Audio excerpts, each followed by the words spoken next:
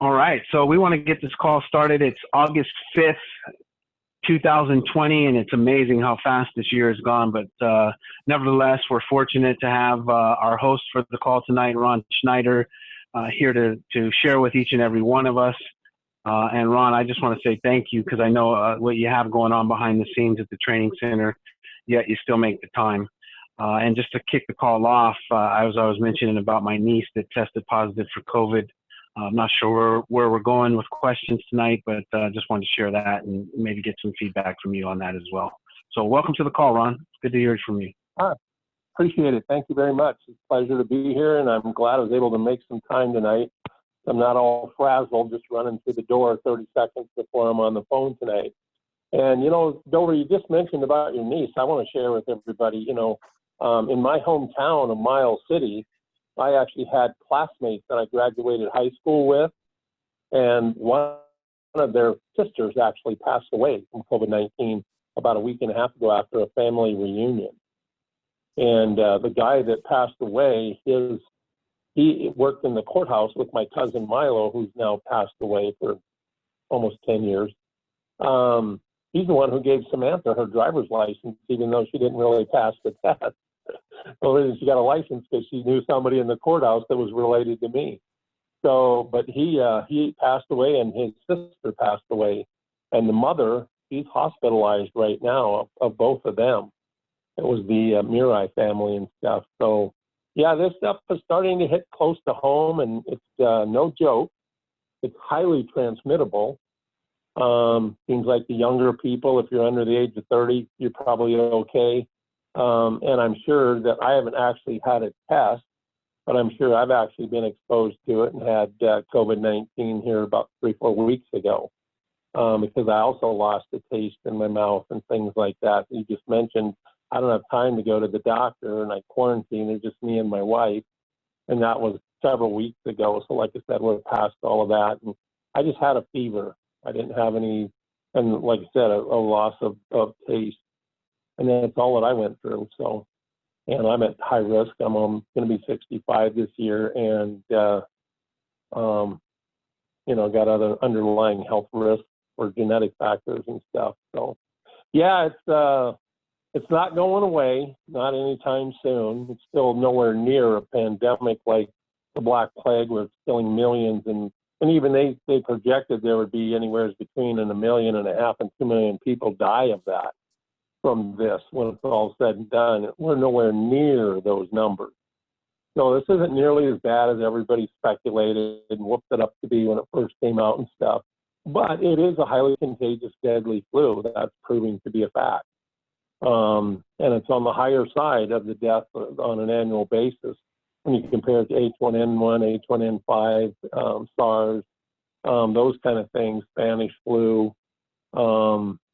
Yeah, there'll be a couple 100 to 300,000 people in America that will actually die from that. But again, I just always want to remind everybody, on the average, 48,600 people die in America on average every single year from the common cold and influenza.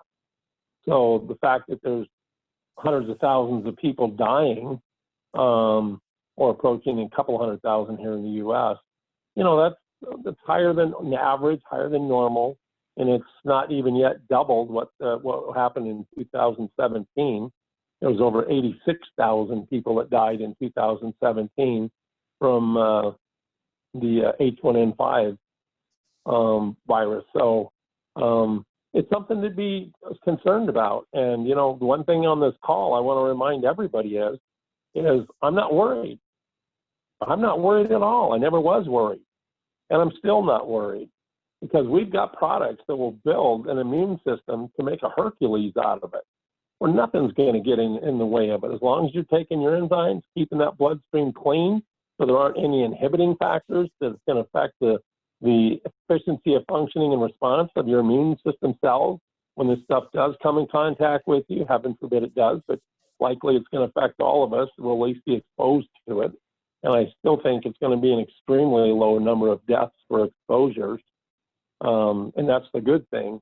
But, for people over the age of 35, 40, better start taking enzymes, better start taking Steromax, better get on those hard algae, which are antiviral properties, better have some colloidal silver sitting in your countertop.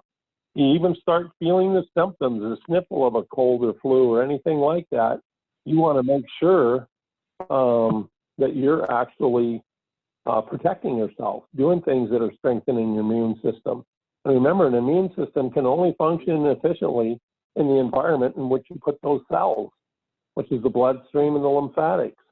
And if you got all this blood that's all polluted and sludged up, low oxygen, bacteria everywhere, and not only that, but excessive protein that's poorly digested is really sticky and mucousy. It's not only going to affect your immune system, it's also going to affect your pH and oxygenation, which goes way, way down. These red blood cells stick together by the thousands and millions. They just smash like little quarters. They're no longer round basketballs circulating freely. So these are just some of the things, and I talk about this every single week. Nobody should be afraid of this thing. Media blows it out. I mean, it's just every single day. Now we got the back to school stuff. And I don't know that because every single study out there that's been done, virtually young kids and young teenagers don't get this stuff. And if they do, they're carriers. They don't even exhibit symptoms. They have a pretty strong immune system because of their age. So that's nothing to worry about. And I told my daughter that exact same thing about my grandson. That, you know, he's at an age and he's got a good immune system. He eats good. And you guys take enzymes, so everybody should be fine and okay. So, hey, Ron. yeah, that COVID-19 is hitting close to home, and that's for sure. Yeah. I was just going to say, and not that any of us need, especially those that know you and know the product, to validate what you're saying by a doctor, right? However, I did want to mention that my niece was sharing with me because her concern was obviously for her 2-year-old daughter and, and whether she would catch the COVID or not. And so 2 different doctors told her that the kids, what they're seeing, they are not catching it. Their immune system is destroying it, if you will. And but what they did share with her is they wanted her to quarantine 2 weeks for herself and an additional 2 weeks for the daughter. So I thought that was interesting. Yeah. Yeah, you got to quarantine because just because remember, that's you. You're a Hercules. Most of the people walking around the streets today are not. They don't eat right. They don't sleep right. They're stressed out. They're out having too much fun because now they get the $600 unemployment check, which is more money than they've made working. And, so there's a lot of factors to all of this stuff, a lot of stress, a lot of worry because of the uncertainty. That all taxes a human immune system. So, yeah, if you come out positive, you should quarantine yourself just to make sure that there's time to where your body can destroy all of that virus so you don't pass it on to other people, especially the elderly people, people that are in rest homes or retirement homes. They're very susceptible. And I know nieces, grandkids like to go visit grandma and grandpa. And almost even in Miles City, the Eagles Manor, which is a retirement home, they're completely closed. Even the family can't come visit. So they're doing everything right, and they're isolating and quarantining all of these older people, and with good justification, because we know that's over 50 to 60% of the death associated with all of this corona stuff is the seniors. So, it's like if you have to go see a doctor and get diagnosed properly, they can tell you what to do. You can go to your local government. Anybody in your local government at the state level, just call your state office, Capitol building, and ask for CDC guidelines or local guidelines. And you shouldn't have to look very far because in my hometown of Miles City, every single store has a sign on it saying no entry allowed without face masks. So there you go. And that's in grocery stores, Ace Hardware, that's every single, the paint store, Sherwin-Williams.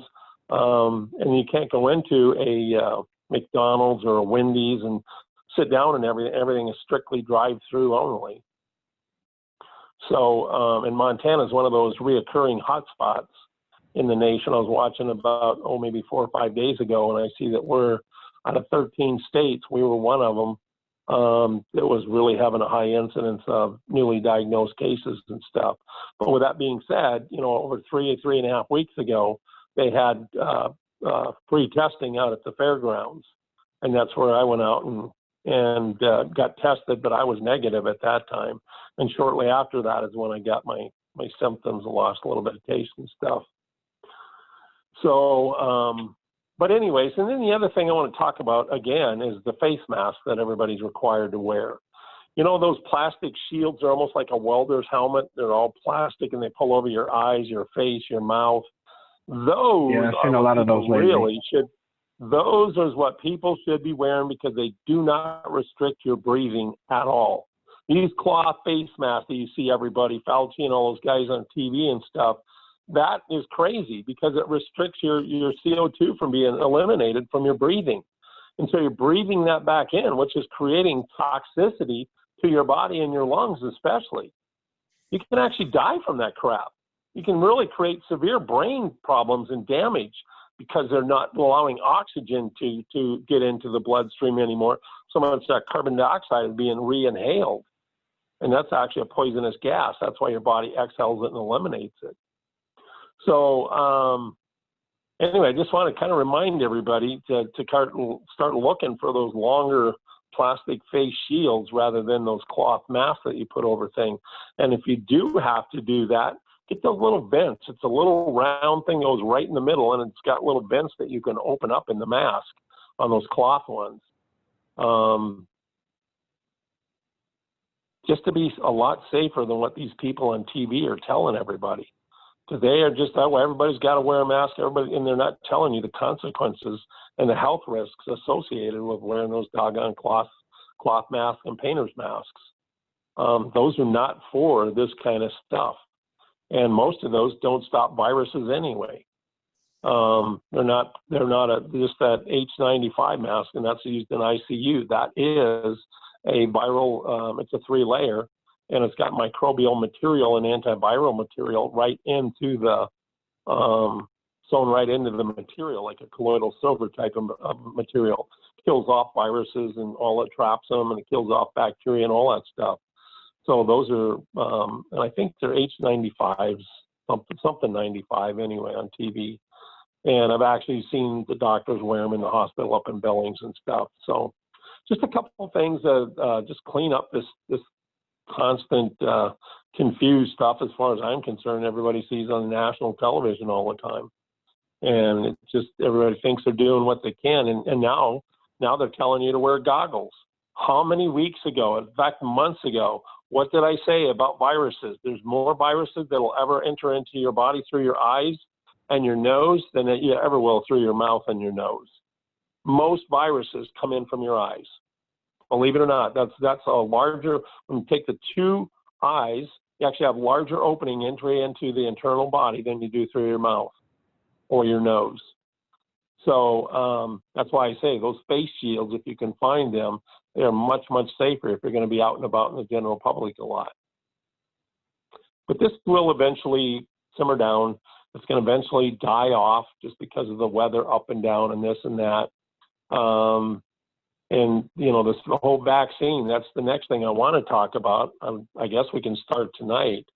And again, really, really worries with me with the way Bill Gates is really pushing for all these companies that he's got working on a vaccine, that everybody go out and get vaccinated. Remember, this is just rushed through test stuff. And again, they're not going to put in there what's actually in that vaccination as far as that liquid and that solution. So I'd be hesitant to get a vaccine unless you're really, truly at risk. If you're that person over the age of 50 and got compromised health and diabetes and heart disease and all the other factors that go along with an increased enhanced risk of you catching COVID-19. But again, that's everybody's personal choice. But I know me personally, I won't be getting the shot. So just want everybody to think about that because that will be coming here in the next couple of months. So that's all I got to say about that. And I really didn't have any health topics for tonight other than kind of updating in a little bit and kind of reminding people about the masks and the open eyes and things like that. So anybody got any health questions for the call tonight? Any comments, anybody? Ron, I have a health question. I've got a Yes. young mother who has a 4-month-old baby, and he has very severe acid reflux and extremely fussy. The doctors have actually put him on medication for that, and she's really leery. What kind of medication is it? You know, I Is it an can't acid answer blocker? that. It's an acid blocker, I'm sure. I don't know specifically what the medication is, but I know she's very hesitant to keep him on it, just fearful of long-term effects. So I'm just wondering, I know you had mentioned one time about treating a baby in a neonatal unit, but I have no idea Yeah, what. an ICU. Andrew Mangiris and his wife Mary's, I believe it was their daughter, and it was really, really severely colicky and jaundice, yellow as it can be, and had a real hard problem with their respiration and stuff, and literally just dissolved an enzyme capsule into a bottle because the baby was so jaundiced she couldn't take the milk because she wasn't digesting anything. And so we just dissolved the capsule of enzymes into baby's milk and fed it to her, and literally within 24 hours, she was 100% better, and within 2 days, she was out of ICU.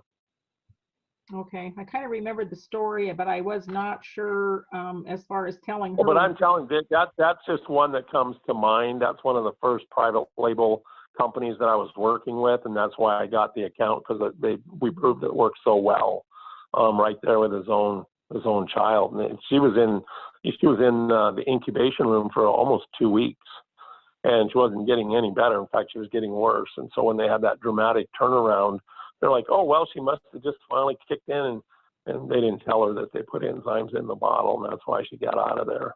Right. So is it safe to give a child that age a capsule and put it in their mouth? Yep.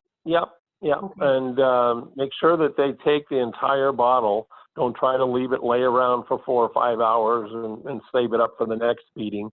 Just put it in there enough to whatever amount of milk that she's going to drink for a feeding. Okay. And if you're breastfeeding, then just go ahead and put it in a bottle, put the enzyme in there, and then give it to the baby right away. Don't let it sit around in there and stuff. It'll actually sour the milk in about 15, 20 minutes. Okay. Starts to break down all of the lactose sugars that are in milk products, even breast milk. Okay, so then is that something that she should do once a day? Should she do it every meal? I'm not sure how to advise her. It almost sounds like, she's way behind in her digestive development. And so I would probably do it at least twice a day, maybe morning feeding and a middle of the afternoon feeding, or in the evening feeding, because that way they don't go to bed all, colicky and stressed out and acided up, and they can actually sleep at night. Okay. I'd probably just try twice a day, do that for maybe a week and see what happens. Okay, I will get her started, or help her get started with that. I think she's desperate. She's lost a lot of sleep. The baby seems to wake up in the middle of the night, so. Yeah, nothing worse than a cranky baby. You're never going to get asleep or caught up. For sure. Yeah. Thank you very much, Ron. Oh, you're welcome. Anybody else on the phone have any questions, comments? Anybody? What about low blood pressure? Is there something good idea to help bring the blood pressure up? Yeah, low blood pressure usually is related to your heart. Same way high blood pressure is related to your heart. My wife, Samantha, suffers from low blood pressure, and she does not like salt. That's one of the things that I can tell you right now. Better go have your sodium levels measured in a blood test, because 8 times out of 10, people with low blood pressure, they also have very low sodium levels. They don't like the taste of salt. They don't get near enough salt.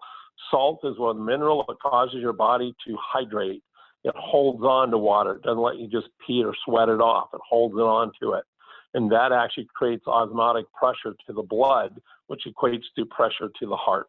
And that's the best way I know to raise it. So the first thing is go get your blood tested, make sure that you're not low in sodium or calcium. Either one of those can actually create a deficiency of sodium in the body. And like I said, 8 out of 10 people that I've ever talked to, worked with, my niece, my daughter, she was passing out a lot. She did the marathons. Talia, her and her husband, Stephen, are very athletic, very active, and she just doesn't like the taste of salt. And I was up there just last year visiting them, and she does not put salt on the table. She doesn't like pepper, so she doesn't like much spice at all. And I said, well, there's your problem. So she went to the doctor, got a blood test. She was really low in sodium. So she was severely dehydrated, even though she drank water a lot, but she was passing out. Nobody knew why. And that's why. And my niece, Brianna, she went in, felt like she was having a heart attack and just had this chest pain all the time. Well, her blood pressure was almost low to where her veins and arteries were ready to collapse. And she was severely, I mean, she was more than 3 times the normal amount low in sodium. And so my daughter, my niece, I mean, there's just been a lot of different people, and sodium deficiency has been their problem when it comes to low blood pressure. And then when you got high blood pressure, you have too much salt in the diet. You're actually oxidizing and deteriorating your arteries, so they lose the ability to expand and contract, like blowing air into a balloon. That's the way the body regulates the pressure from the bloodstream to the heart. It actually balloons out the artery, relieving the pressure. But if salt is an oxidizer, we all know that. Go back to the old West and Daniel Boone days. How did they preserve salt or meat through the wintertime? They packed it in salt. Salt will kill off all bacteria, all viruses, kills off all organisms that would actually interact and deteriorate a food source. So you pack it and surround it with salt, and it keeps all winter long, months and months and months, even in hot weather. We used to pack salt or elk and stuff in salt when we couldn't get back to town for 3-4 days till we got to the butcher shop to cool it off. We just pack it in salt.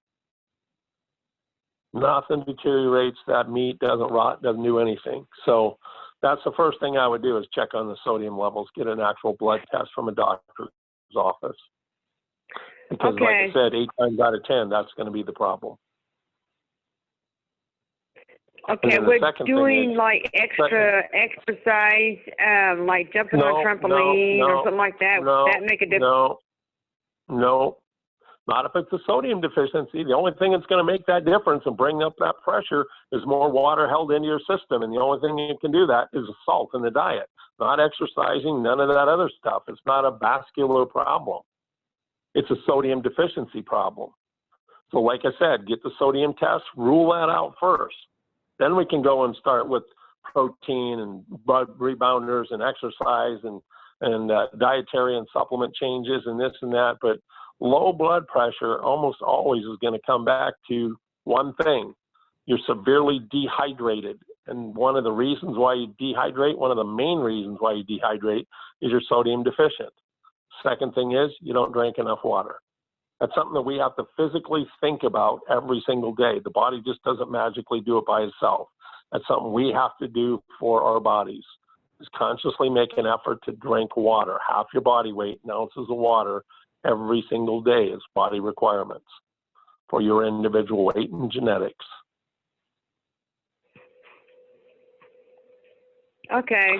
So we'll try that. Yeah, thank you. Just try that. Start out and just eliminate one at a time, and won't be what 2-3 things, and then you'll identify the cause of it.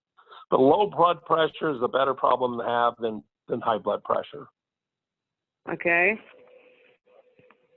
So, all righty. Anybody else have any questions, comments? Anybody? Hey, Ron, Michael Wu has a question. What kind of vitamins are depleted drinking too much caffeine?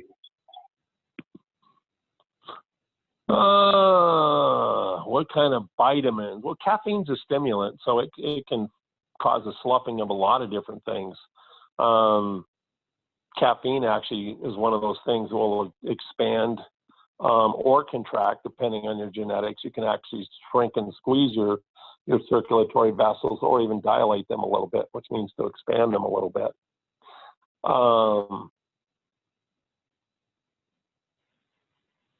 but specific vitamins from caffeine. It's not like chlorine where it leaches to iodine and carries all your iodine out of your body because of a leaching factor. You probably might not utilize them as much, but I don't think you're going to have a vitamin deficiency because of consuming caffeine. At the very least that I could think of would be electrolytes, because you're going to be sweating a lot because caffeine uses a stimulant, picks you up, you're more active, so you're going to typically sweat more. So you lose a lot of electrolytes through your sweating and water loss through exercise and increased metabolism. It's the only thing I could think of, but like B12 and all that stuff, you're not going to lose any of that because of caffeine consumption. Got it. Anybody Thank else you. got any questions? Yeah.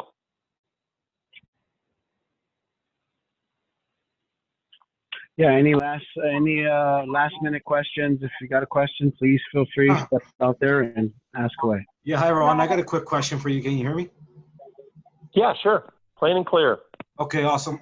So, people that are very sensitive to the touch of ice or extreme cold, and I'm talking about like if they touch ice, it really starts hurting their hands like extremely. What causes that? Is that like a circulation issue? Well, part of that is very poor circulation. Okay. You'll notice that you got cold hands, cold feet, real sore circulation. So your nerves are hypersensitive when you've got poor circulation. And that's usually what causes that. I mean, you just touch it and it feels like you just touched something that burned your fingers, even though it was ice. And so that's usually what causes those kind of hypersensitivities. That's the only thing that I could really think of. Okay. But usually it's very, very poor circulation. Okay, makes sense. Yeah. Thanks. Yep. Anybody else have anything real quick? Ron, I do have another question, I guess. It's related to having split discs in your neck. I guess I have a couple, and I just wondered if there's anything that I could do to either deal with the pain or to help heal it. I don't know if it is even possible to heal that. So deal with the pain from what? A slip disc in my neck. Oh, well, you've got a pinched nerve then if you got slip discs and stuff like that.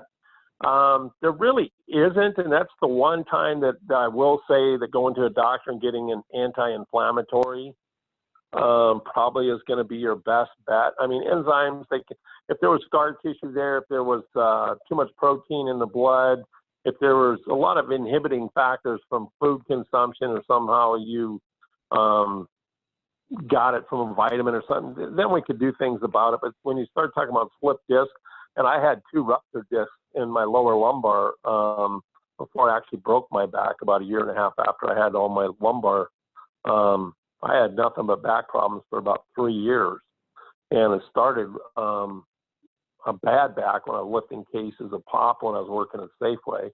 And I just didn't lift properly. I bent way over and overextended myself and ended up rupturing 3 discs. And actually we had the bulge, the fluid from within the disc bulging through the disc outward. Very, very excruciatingly painful. But in that case, really nothing that you could do because it's not about an oxygen or a blood flow problem. It's about a pinched nerve, which is going to create inflammation in that area and isolate blood flow. It actually totally prevents it. That's why it's so painful. But I think the best bet probably for that would be a temporary use of an anti-inflammatory prescription. I mean, I had to go that route and everything, and I was on it for about 3 weeks, but it felt a lot better. It's going to numb you. And, Helen Jackson Gibb, a dear friend of mine that passed away many, many years ago, came through me through Jeanette Marquette, one of our real loyal people for the last 30 years. Her husband was an oncologist in South Carolina at one of the major hospitals there, and she had lung cancer. And when I met Helen, she was probably about 58, 60 years old, and she lived another 11 years. And when I met her, she actually emailed me a picture of her standing behind a casket, standing up. She'd already been through 2 different rounds of chemo And in about a year and a half, the first time they got it, they thought it was gone. Well, within less than 6 months after her all clear, it was back again with a vengeance. So she went through chemo a second time, and she beat it a second time. And it came back a lot sooner than 6 months. It was about 4.5 months after she had her last dose of chemo and stuff and given the all clear. She said, I will not go through this a third time. I'd rather die than go through that crap again. And that's when she called me. And so that's why she had her picture. She was expected to die because they only gave her about 6 months to live. And so the reason I'm talking about this, how does that relate to you? Because of the pain. She was in excruciating pain because she was not going to go through the chemo, and both her lungs were mostly cancerous, all the tissue. And so I got her on the enzymes and everything else. But this gal, every single Wednesday night when we had her call, all she could talk about is the Steromax. Oh my God, that's the best pain reliever. I mean, I have no pain, zero pain. But she took about 8 capsules a day in order to get that pain relief. And so I looked into it. I thought this is just one wacky doodle old lady. And she ended up living 11 more years cancer-free. She actually died because of a car accident, not because of cancer. She was cancer-free at the time of her death. And but anyway, she used to always tell me, she goes, it's not in I'm telling you, there's something about your Steromax that helps with pain. So I got to looking into it and stuff, and sure enough, sterols, beta-cytosterols to be very specific, if you take them in large amounts, they're natural COX-2 inhibitors. COX-2 is the enzyme that travels through the nerve pathways to create and generate the signaling of pain because of lack of oxygen at an area or joint through the neurological network. So I don't know if you got all of that or understood that long explanation, but try Steromax in large doses, and I know right now I'm out of it. We do have a couple of cases that'll be hitting the internet inventory as soon as Callie gets back, but there's only 2 cases till at least the end of August, so we've got another 3 weeks to wait. But she tried that, and a couple other people had tried it and got pretty good effects with it too. But you got to take at least the 8 capsules in order to get that COX-2 inhibiting effect. So Ron, do you take do you take the 8 capsules all at once? Yep, I just take them in the morning, and if you have to, take them in the nighttime. And I would not do that for more than probably 3 days. A lot of capsules, and if it's going to work at reducing pain, that stuff gets in there real quickly, especially if you're a brand new user. You'll absorb all the sterols that are in the capsules you're consuming. So it should work literally within 48 hours. You should start seeing a big difference. But I wouldn't do more than 3 days and waste your money on something that's not going to work for you. Okay. Because she used it, and she said she could feel it literally the very next day. And like I said, I thought she was just an old poppycock that kind of losing her mind. But nope, there was other people that used it and it worked too. But I'll be honest with you, it only works about maybe about 30–40% of the time for people. More people didn't work than did work for them. But there's several people that it did work very well for them. And that's the only thing that they could find relief with was that even the drugs didn't do anything for them. And they all had real severe back problems and injuries. And in her case, she actually had the cancer, the lung cancer. So that's about all I can tell you. And if the Steromax doesn't work within 3 days, a couple doses, 16 capsules a day, then you're going to have to go to that anti-inflammatory prescription.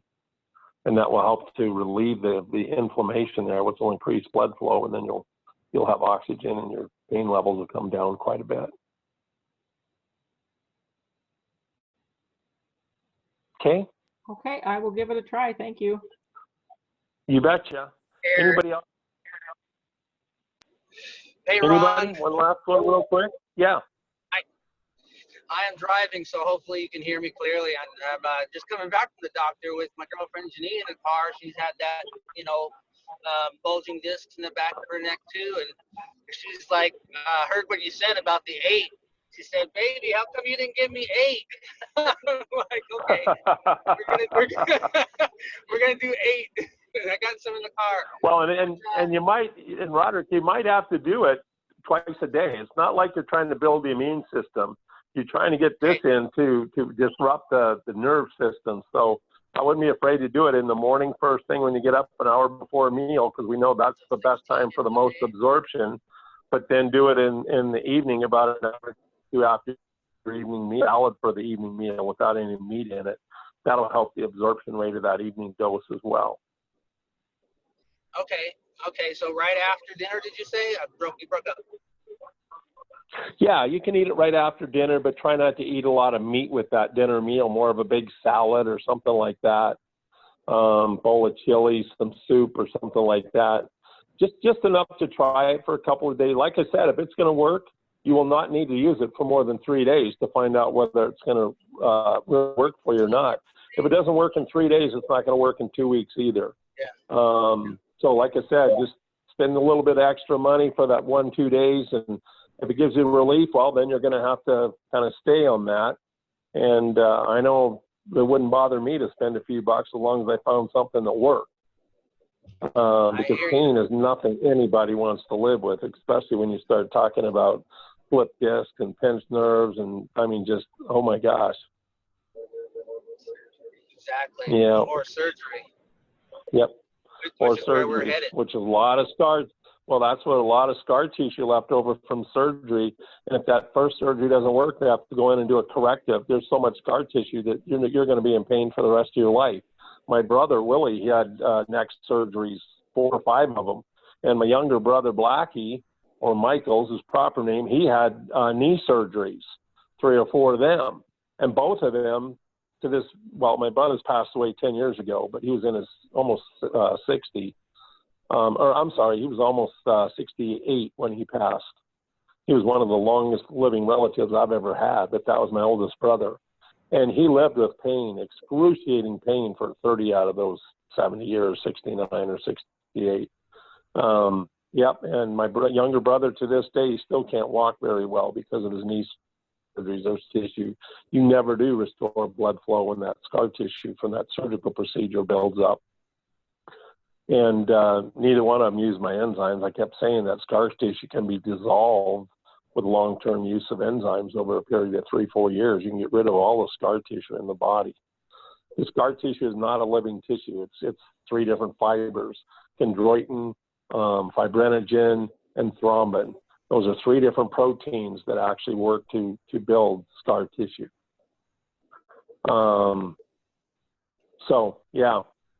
Yeah, we want to avoid surgery at all costs if you can. That's just a very last resort. But at the same time, you have to do something to correct the problem when it's so severe, the pain, where you can't even function for a day.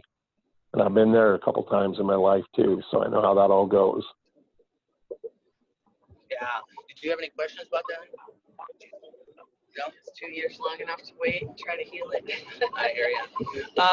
Another question, last question is if you have, you feel like there's food poisoning coming on because you ate and you already had 4 enzymes, is there anything else you can do or to mitigate? Well, with food poisoning, the first thing you want to do is get a lot of probiotics. Not even so much the enzymes, a lot of probiotics. Because food poisoning is a bacteria. E. coli is a bacteria. And you're going to get better results with a bacteria eating a bacteria rather than an enzyme eating a bacteria. So always just take about 6 to 10 probiotics, take a handful, and just swallow them all at once. And literally, food poisoning, you might be 20 minutes, have a headache and stuff, but you won't suffer anything, no puking, none of that stuff. If you got the probiotics and take them soon enough. Because you can tell, I mean, you start getting the runny stool and the headaches and the sweats, and you know when it's coming. Mm-hmm. What about Janine says, what about 100 billion, what was it, strain? 60 strain. 60 strain, but 100 billion potency? Oh, you don't need that much. And 60 strains, 60 strains? There's not that many probiotics anywhere in the world. So I don't know what they're listing, but that's not probiotic bacteria. Strains, not strain. Well, yeah, that's what I Right. said. There's not 60 strains of bacteria. There's not 60 strains of 60 probiotic strains in the world. There isn't. I don't know where anybody gets that from.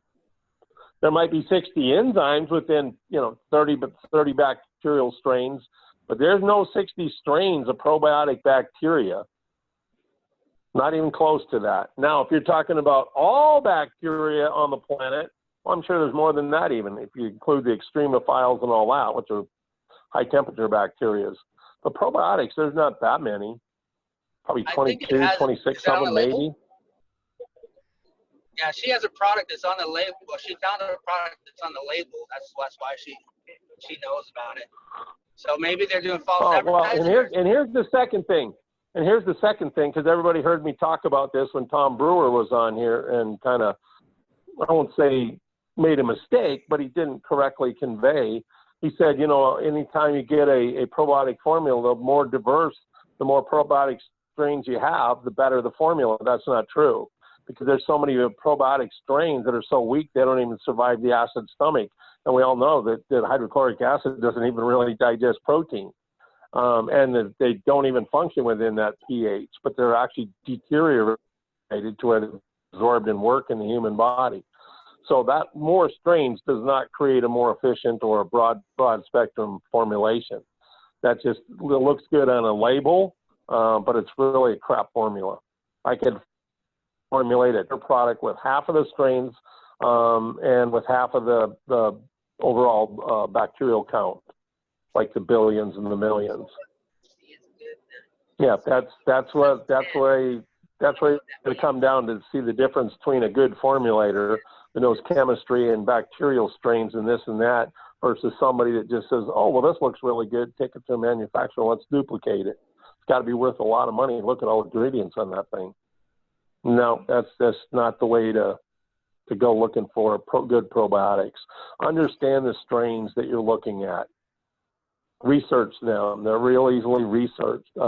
There is, trying to think of the big probiotic company, they're one of the largest in the U.S., and they've got a whole catalog of different probiotic strains and stuff that you can look up and see which pH, what enzymes are active, what the probiotics do, how they benefit the body. So all of that kind of stuff. But more strains does not mean a more effective product. Go ahead with your question, babe. So Ron, so when you say, take about 10 capsules of probiotics, so what kind of potency are you talking about? I'm just talking about mine, because I had severe food poisoning when I went to New Delhi, India. We were over at the what the heck was the name of that? The real high-end hotel over in New Delhi. La Meridian. We were at the La Meridian Hotel. It was $573 per night, per room. And I was paying for 5 people for 6 days. And we were supposed to be there. We were meeting with Shanaz Hussain, who was the world's largest cosmetic and Ayurvedic company in the world. And we were supposed to meet with her and bring out a nutritional line. And unfortunately, the very first night we got there, we had Swami G. We were also going to meet with him the next day. And his cardiologist and one of his top aides. And then there was Princess Shanaz Hussain, and her manufacturing manager and their formulator. And then I had Michael Maharaj, Dave Maharaj from Sydney, Australia, and myself. And we were all at the buffet there at the La Meridian Hotel. And Swami G's cardiologist got so sick, he died the next day from E. coli poisoning. Swami G, I wasn't able to meet with him. Thank God I met him in the afternoon earlier in the day, because he was hospitalized the whole time I was there. Princess Shanaz was hospitalized. Shanaz Hussain chose not to eat. Wasn't her type of food, I guess, and she's pretty picky about because of her religious beliefs. Her plant manager, he was hospitalized. Dave Maharaj was hospitalized, the one from Sydney that came with us. They were all hospitalized for over a week. We left Australia, Michael and I. Michael's from Hawaii, and Dave, his nephew, is from Sydney, Australia. But Michael, he stayed in his room, never left the toilet, slept underneath the toilet seat. Literally had his pillow right there at the bottom of the toilet on the floor. He never even left the bed. He was puking, he was pooping, and out of all the people, I was the only one that ran right up to my room from the buffet, got a whole handful of capsules, and took it. I had a whopping headache for about 20 minutes, but I never got the diarrhea, I never got the pukes, I never had the problems any of those people had. I was perfectly fine in less than an hour later. But I'm the only one that was smart enough and knew what to do to go out and get the probiotics. So, like I said, anytime you have food poisoning coming on, just take a big handful of probiotics. Not even the colloidal silver will kill off E. coli once it hits the bloodstream. It's good if you have it out in your automobile. Just take a big gulp of it, probably 2-3 capfuls, a 3-4 ounce gulp of it, and that'll usually kill it off. And like I said, that kills off good bacteria, bad bacteria. So if you're going to take silver, gotta make sure to take a lot of it to kill off that bacteria. Otherwise, it's going to kill off your probiotics if that doesn't work right away and you start taking probiotics to kill off that bacteria. So I always, food poisoning, I always go for a handful of probiotics first. And that usually within 15, 20, 30 minutes max, and done. Now, I didn't get a chance to introduce the probiotics to her, so and she's a numbers person. So what's your potency and strains in yours? Can you talk about a bit about that? Yeah, well, I don't post the potency on my bottles because mine are living probiotics. They will actually multiply and grow once consumed inside the human body. I have worldwide patents on that. No other probiotic strains, no other probiotic product will actually multiply and grow inside the body once consumed. They're lucky enough if they get past the GI tract and the acid stomach, and you're real lucky if you even get half the potency you consumed actually into the GI tract in a living active state. But they will never multiply. They will never colonize. And my definition of colonizing means to reproduce and grow a colony. Other people means to gather, but they don't multiply. Because I had sent 2 different letters to companies that claim that they products actually colonized in the human body, and I'm like, well, what do you mean by colonize? They said, meaning they come together in a group in specific areas of the GI tract. Okay, but you're not referencing multiplying. No. We're never going to have more than what we consume. You'll always have way more than what you consume with me, and for that reason, I can't and I don't list the active cultures on the bottle because they're always going to be more than what I'm listing. But we start out with a minimum base of 500 million of each one of the strains. That's our minimum base that we start out with. And I'll tell you, I'll just give you a quick example. When I moved from Phoenix, Arizona back to Montana in July of 1986, 1996. I moved back from Arizona in July of 96. I had a little Nissan red 2-door truck, and I cleaned out that. And when I cleaned out the jockey box, I found a bottle of probiotics. The label was all wrinkled. You could tell the bottle had expanded from the heat. And that bottle was expired by 2 years. So that means that it had actually been in the bottle, for 3 years, because it had been in the bottle for 2 years. Well, it always had a 2-year expiration date up until January of this year. So it had been expired for 3 years. So that product from the date of manufacture had actually been in that bottle for 5 years. And I don't know if any of you guys have ever been to Phoenix, Arizona or lived down there. I lived there for 13 years. And in the summertime, you can't even grab your doorknob to open up your door with without getting a blister. That's why I always carry gloves. And they always put out the little windshield, aluminum foil on the inside of your windshield so your car doesn't get so hot that your windows bust out because of such high heat inside with closed windows. And so anyways, I just had some money at the time, and I thought, wow, this is crazy. Even the safety seal was all wrinkled. Looked like somebody took a little blowtorch or a hairdryer to it and wrinkled it all up and broke it. It was all dried and it had cracked, but it was still intact.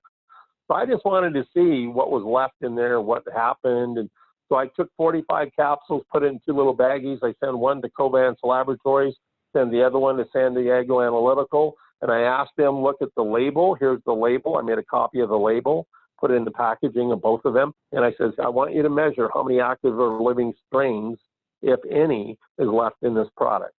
And to my amazement, they were less than 2% off on their numbers when I got them all back. And on average, my probiotic strains in temperatures of 140, 150 degrees for 5 years, at least 4 to 5 months out of the year, had 17% more living active cultures in those samples than the day I actually manufactured them. They didn't deteriorate at all. They actually grew because of the multiplication and the growth factor. So I have a tremendously different probiotic product line than anybody in the world. So if you want a number, 500 million, boy, that's not even a billion. Look at this, 20, 30, 60 billion over here. But I'll tell you what, within a month and a half, I can give you better gut health than any probiotic strain or any big numbered product out there in the industry. And Canada has a big one. It has 60 billion per 4 capsules. And not even close. People use mine all the time over theirs. And it's a blue and white label. So anyway, I don't know how much that helps you, but between my probiotics and everybody else's out there. Yeah. Thank you, Ron. Thank you very much. Appreciate You it. betcha. Yep, you bet. Yeah. Yeah, Dover, I was you just had going to say, and I don't know because I don't pay attention anymore to the label. I know what it does. But the FOS, the fructose oligosaccharides, is that what helps colonize in your product?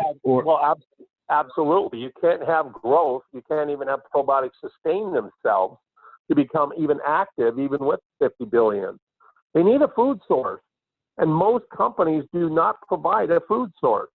So let's say you get this real high activity, you get it consumed. Oh, now you're going to have a fast die-off because there's nothing there to feed it. You know, right, and then the other part to that on the anaerobic bacteria, but a lot of times it doesn't. The anaerobic bacteria is so much of it, it'll actually use the probiotics as a food source instead of the other way around. Sure. So and the other part to that is a form of, the FOS is a form of sugar. It's fructooligosaccharides, which is a sugar, and it's the known main food source of all anaerobic and probiotic bacteria. It's a main food source for bacteria, good and bad. So that's why it's right there in each and every capsule. So we have a food source to ensure long activity and a growth potential. That's why it's in there. And so many other companies will tell you, oh, no, that just feeds the bad bacteria and the this and the that. And I'm like, well, that's your formulas and your strains. And yeah, you're probably right about your product. But none of that applies to mine. So all right, we need so to talk about this a lot more, Dover, like you said. Yeah. I need to come out, and we're going to be coming out in September, October with some more detailed stuff like this. Because there's a big difference between what I do as a company and my product line and just about anybody else on this planet. And like I said, now we've sent out 4 letters to different enzyme companies just this year alone, claiming they had the largest and the highest enzyme activity of any company or product in the world. So hooey, they didn't even have 50% of what I have in one single big full dose capsule. So we've sent out legal letters saying you can no longer claim that on your website, or Enriching Gifts will sue you. So Ron, I don't want to get. You're absolutely right, and I don't want to get away from my train of thought with probiotics. So okay, I got the food source, and then as I'm listening to you talk about the temperature in Arizona, so the heat tempered. Can you elaborate a little bit on that? Because there's some probiotics that you have to put in a refrigerator, right, and keep it cold. Correct. And with your product, we know we don't have to do that. So right, in order to preserve them, that's why mine is shelf stable. In fact, my probiotics, all of them but one, and it's one of the lower ones, it's the acidophilus, all of them will survive and be active up to temperatures of 150 degrees above zero. All but one. And that really can't go above 120, but the human body never gets above 120. And I hope nobody stores it in a doggone window source where it gets over 120. So every single one of those are completely temperature stabilized within the human body and within just about any environment you want to put them on. That's amazing. Thank you. And that was tested on multiple tests.